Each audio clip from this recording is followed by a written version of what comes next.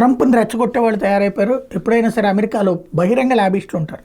మన డబ్బులు ఇస్తే మనకు అనుకూలంగా, మన డబ్బులు ఇవ్వకపోతే మనకు వ్యతిరేకంగా మనల్ని దెబ్బకొట్టడానికి అటు పాకిస్తాన్ లాబీ నడుస్తుంది, చైనా లాబీ నడుస్తుంది. వీళ్ళు అప్పుడే ఆల్రెడీ ట్రంప్ చుట్టూ చేరిపోయారు. మనోళ్ళు ఆల్రెడీ ఉన్నారు, ఎస్పెషల్లీ కమర్షియల్ దాంట్లో. ట్రంప్ ఉద్దేశం ఏంటంటే భారతదేశం నుంచి కానీ ఏమన్నా వాళ్ళ దేశానికి ఎగుమతి అయితేనేమో పన్నులు వాళ్ళు ఎక్కువ వేయాలి.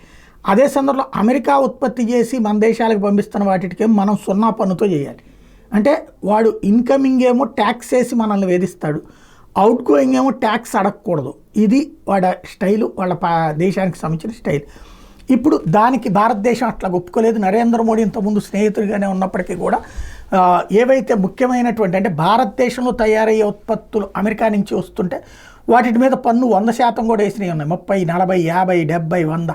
కాబట్టి అట్లాంటి వాటి విషయంలో అప్పుడు కూడా ట్రంప్ ఆగ్రహం వ్యక్తం చేశాడు. ఈవెన్ ఎగుమతుల్ని నిషేధిస్తానన్నాడు. తర్వాత మళ్ళీ ఆ ఎగుమతులు తనకే కావాలని చెప్పి డిమాండ్ చేసినటువంటి సందర్భం కూడా ఉంది. ప్రస్తుతానికైతే అట్లాంటి పరిస్థితి మళ్ళీ తిరిగి తీసుకొస్తామన్నటువంటిది చెప్తూ వస్తున్నాడు. తాజాగా అక్కడ ఉన్నటువంటి లోకల్ మీడియాతో చిట్చాట్లో మాట్లాడినప్పుడు కానీ, ఇంటర్వ్యూలో మాట్లాడినప్పుడు కానీ, అంటే భారతదేశాన్ని నువ్వేం చేయవా, కెనడాకి వార్నింగ్లు ఇస్తున్నావు, చైనాకి వార్నింగ్లు ఇస్తున్నావు, లేకపోతే మెక్సికోకి వార్నింగ్లు ఇస్తున్నావు, అంటే భారత్ను కూడా నేనేం వదిలిపెట్టనని చెప్పేటటువంటి ప్రయత్నం చేస్తున్నాడు.